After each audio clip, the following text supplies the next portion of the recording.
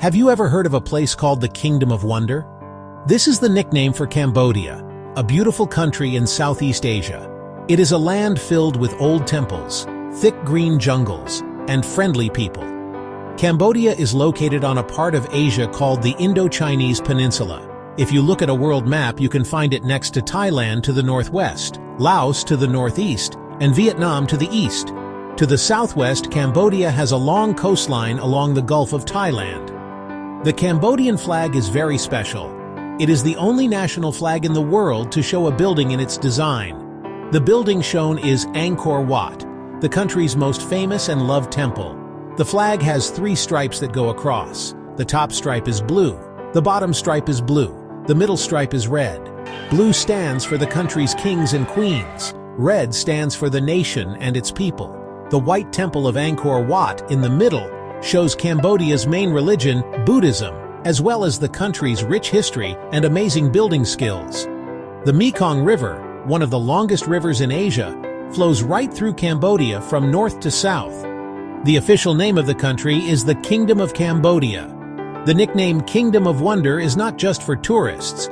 It truly captures the feeling many visitors have when they see the grand temples for the first time or meet the strong and kind Cambodian people. From its place on the map to the symbol on its flag, every detail about Cambodia hints at a deep and captivating story waiting to be explored. To really get to know Cambodia, let's look at some quick facts. The capital city is Phnom Penh. It's located where the Mekong River meets and where the Tonle Sap River meets. Phnom Penh is the biggest city in the country. It's a busy center for government. It's a busy center for business. It's a busy center for culture. The population is about 17 million people. Still, Cambodia has plenty of open space. The total area is about 181,035 square kilometers. That's about 69,898 square miles. The official currency is the riel. In markets, you'll see prices listed in thousands of riel. The US dollar is also widely used, especially in cities and tourist areas. Many businesses accept dollars. Small food stalls. Many businesses accept dollars. Large hotels. The official language is Khmer with unique rounded writing. Religion is very important in Cambodia. The main religion is Theravada Buddhism. About 97% follow it. Its influence is visible everywhere.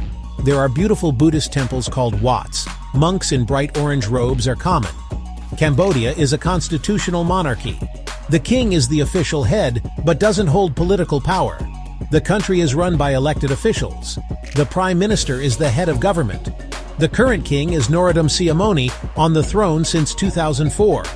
He is respected and a symbol of unity and stability. This system balances old traditions with modern governance, as Cambodia grows into the 21st century. The land of Cambodia is mostly made up of wide, flat plains. A large, low central plain covers most of the country like a giant bowl.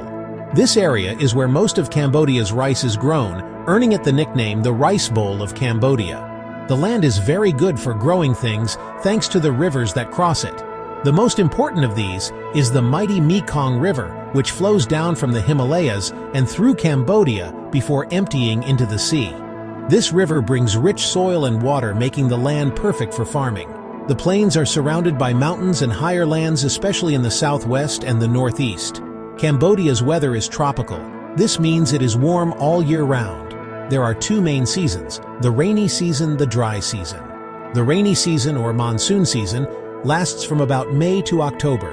During these months, heavy rains fall almost every day, filling the rivers and rice fields. It can be very sticky and humid. The dry season runs from November to April.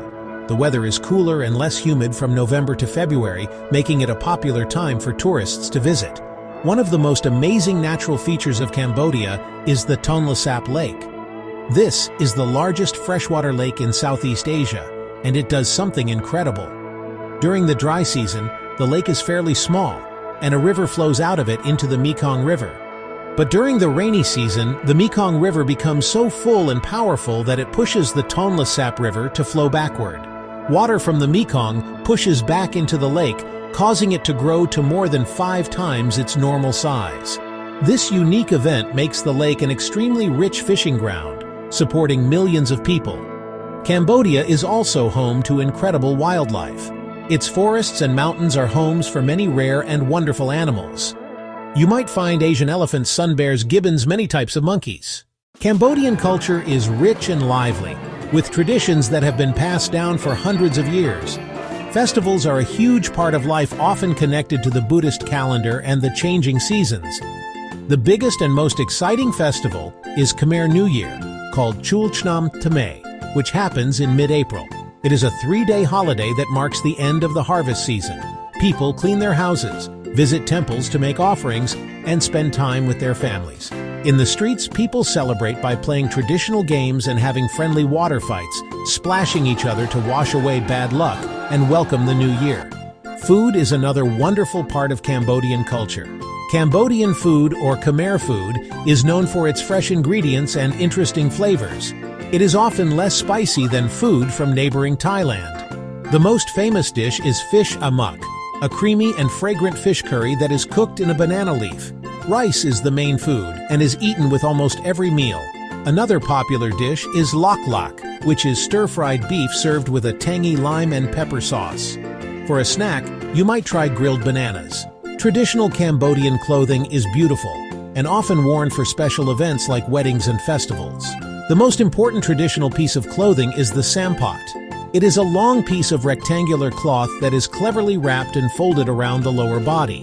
For everyday life, most Cambodians now wear modern, Western-style clothing because it is more practical for work and school. However, you will still see people, especially older women in the countryside, wearing a simple sampot. Daily life in Cambodia is centered around family and community. It is common for many generations to live together in the same house. Older people are deeply respected, and their advice is highly valued. In rural areas, many people are farmers, and their lives follow the rhythm of the seasons. In the cities, life is much faster paced, with busy markets, crowded streets, and modern offices. The Khmer language itself is a key part of the culture. It has a complex system of showing politeness, with different words used when speaking to friends, older people, or monks, showing how important respect is in Cambodian society. Cambodia has a history that is both glorious and sad. Its story begins with ancient civilizations. The most famous time is the Khmer Empire. From about the 9th to the 15th centuries, the Khmer Empire was a powerful force in Southeast Asia. Its capital was the great city of Angkor. Khmer kings built amazing stone temples, including the magnificent Angkor Wat. These temples were places of worship, centers of government, centers of science, and centers of art. The empire grew rich from smart water systems, which let farmers grow several rice crops each year. After the empire fell, Cambodia went into a long decline. The kingdom was caught between neighbors, Siam, now Thailand, and Vietnam. For centuries, Cambodia struggled to stay independent. Many great cities were abandoned, the jungle swallowed the temples of Angkor. For hundreds of years, these buildings were mostly forgotten by the outside world. This period is sometimes called Cambodia's Dark Ages, as it lost much power and influence. In 1863, Cambodia became a protectorate of France, seeking protection. It became part of French Indochina, which included Vietnam and Laos. The French ruled for 90 years. They built roads, ports, and colonial-style buildings in Phnom Penh. They rediscovered Angkor and began clearing the jungle and restoring the temples. French rule brought modern changes, but many Cambodians longed for self-rule. The wish for freedom grew stronger. Cambodia gained independence peacefully in 1953, led by King Norodom Sihanouk. The following years brought hope and cultural growth, but peace did not last. Cambodia was pulled into the Vietnam War, then suffered under the Khmer Rouge from 1975 to 1979. After years of civil war, a 1991 peace agreement was signed and the monarchy was restored. Today, Cambodia is at peace, rebuilding toward a bright future while honoring its incredible past. Cambodia's economy has been growing steadily, and it is built on just a few key industries. Farming is the most important area. Most Cambodians in the countryside are farmers. The main crop is rice, wide-flooded rice paddies and planting.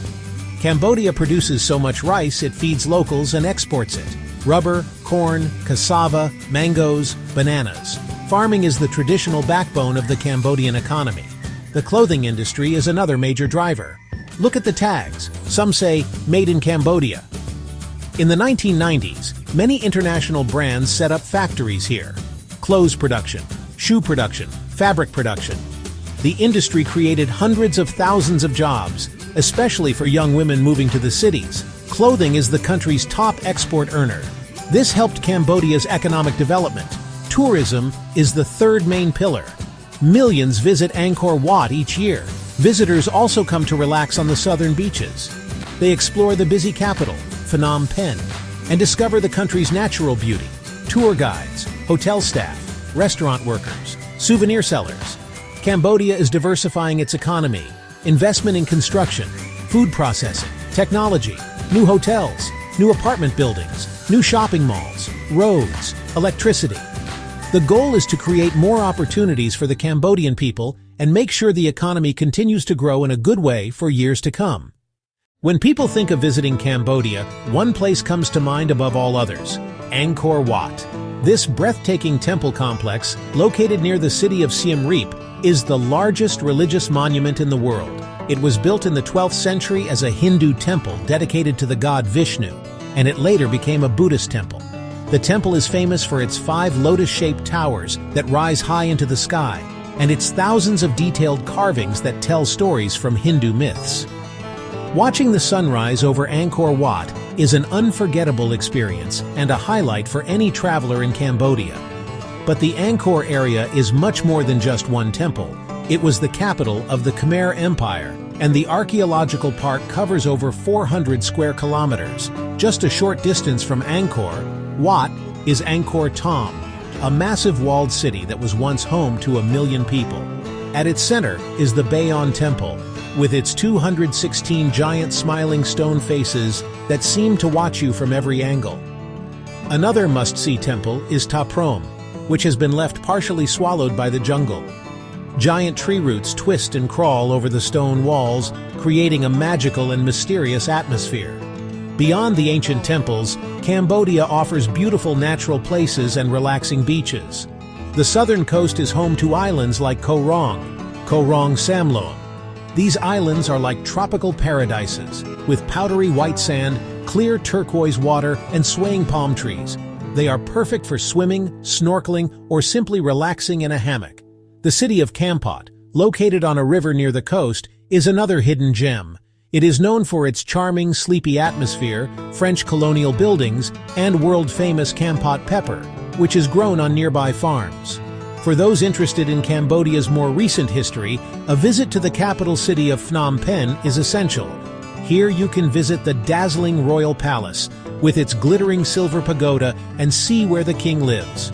The city is also home to important sites that tell the story of the Khmer Rouge era, such as the Tuol Sleng Genocide Museum and the Choeung Ek killing fields. While a visit to these places is sad and emotional, it helps you understand the strength and resilience of the Cambodian people. Phnom Penh is a city of contrasts, where history and modern life exist side by side. One of the most important figures in modern Cambodian history is the late King Father Norodom Sihanouk. He was a central person in the country's politics for over 60 years. He was the king who worked out Cambodia's independence from France in 1953. He held many different jobs, including King Prime Minister Head of State. He was also a filmmaker, a musician, a composer. King Sihanouk guided his country through times of peace-war coming together. He is still remembered by many Cambodians as the father of their modern nation. In the world of art and film, director and screenwriter Rithi Pan is one of Cambodia's most famous voices. His family was killed during the Khmer Rouge rule. He survived the labor camps. He escaped to Thailand and settled in France. Many of his films explore the pain and memories of the Cambodian genocide. His documentary, The Missing Picture, uses clay figures to recreate his memories. It was nominated for an Academy Award. Through his work, he helps the world understand and seek healing. Another powerful voice is Long Ung, an author and activist who survived the Khmer Rouge as a child. She told her story in the best-selling book First They Killed My Father. The book gives a child's eye view of the horrors of that time. It was later adapted into a film directed by Angelina Jolie. Long Ung is an international speaker for the Campaign for a Landmine-Free World. She works to clear landmines and unexploded bombs that still endanger Cambodians. In the world of music, Sin Sisamuth is often called the King of Khmer music. During Cambodia's golden age in the 1950s and 1960s, he was the country's biggest superstar. His crooning voice was heard on radios, in films, and at dance parties. He mixed traditional Cambodian music, Western rock and roll Latin sounds. Sadly, he was killed during the Khmer Rouge genocide, but his music survives and is still cherished today. Did you know that there are no McDonald's restaurants in Cambodia? While you can find other international fast food chains like Burger King, KFC, the famous Golden Arches have never opened a location in the country. Some say it is because local Cambodian food is so delicious and affordable that there is not much need for it. It is one of the few countries in Southeast Asia where you will not find a Big Mac, which makes Cambodia's food scene feel a little more unique and local. This fact often surprises travelers who are used to seeing the chain everywhere they go.